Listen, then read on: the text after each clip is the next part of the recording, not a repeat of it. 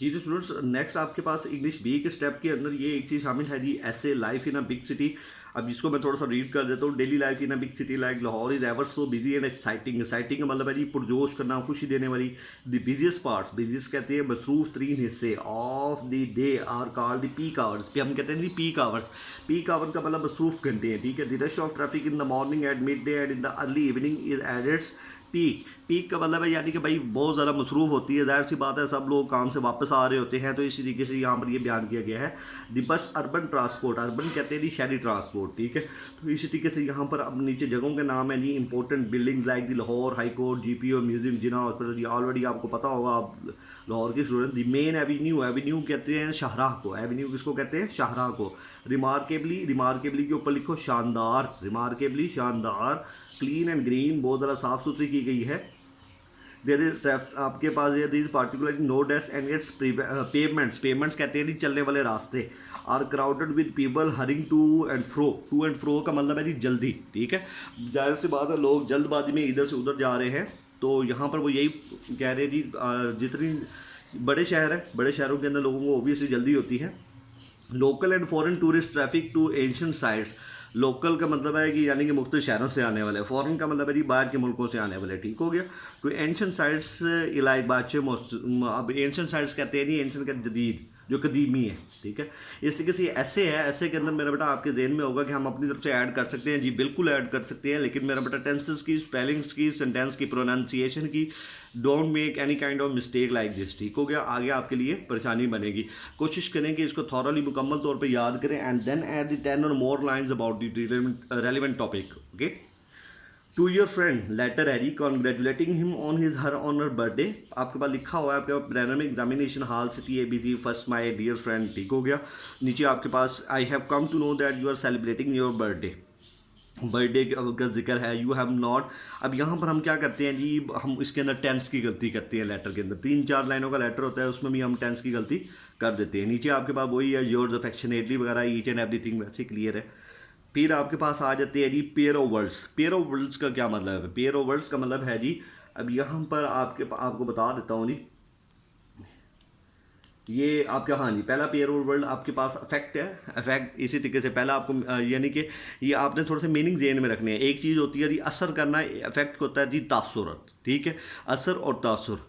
फिर सेकंड आपके पास है जी एडवाइस। एडवाइस का मतलब है जी नसीहत। एडवाइस का दूसरे एडवाइस का मतलब है जी नसीहत करना, ठीक हो गया। फिर है जी आल्टर। आल्टर का मतलब है जी बदलना। दूसरे आल्टर का मतलब है जी कुर्बान का। आपने लेक्चर को गौर से सुनना है, मीनिंग आपने लिखते जाना है। पहला अल्टर है कुर्बान, किसी बदलना। दूसरा अल्टर है कुर्बान गाह। ऑल टुगेदर का मतलब है जी साथ साथ, ऑल टुगेदर साथ साथ।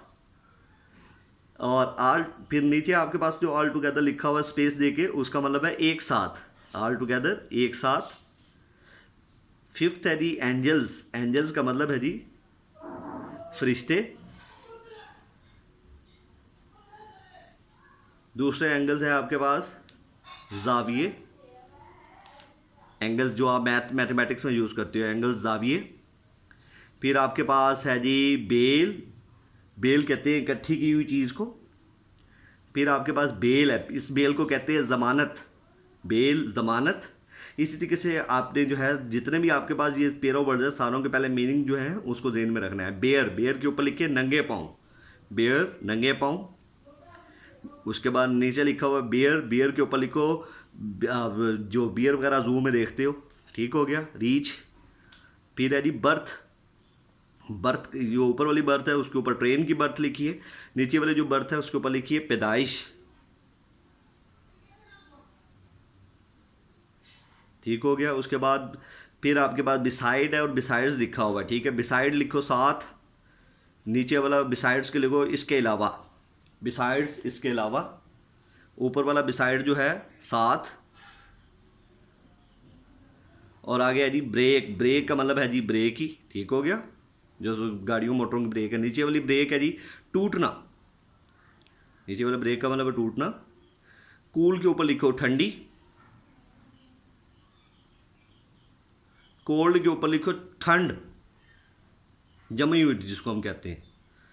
क्लोथ कपड़े, ये अब आपको पता है। नीचे वाला जो क्लोथ लिखा हुआ है उसके ऊपर लिखो लिबास। क्लॉथ कहते हैं जो कपड़े ना सिले हो, क्लॉथ लिखा हुआ है जी, उसके ऊपर लिखो लिबास। फिर है जी सेल और सेल, सेल और सेल का आपको पता है, ऊपर वाले सेल के ऊपर लिखना है सी के साथ जो है उसके ऊपर जेल, नीचे वाला सेल है बेचना। या आप रिकॉर्डेड फॉर्म में जब सुनेंगे आप मीनिंग लिखते जाओगे। कंपेयर मुकाबला करना, कंट्रास्ट मुवाजना करवाना, फ़र्क करवाना, कंट्रास्ट फ़र्क करवाना, कंपेयर मुकाबला करना। डिवाइस तरीका,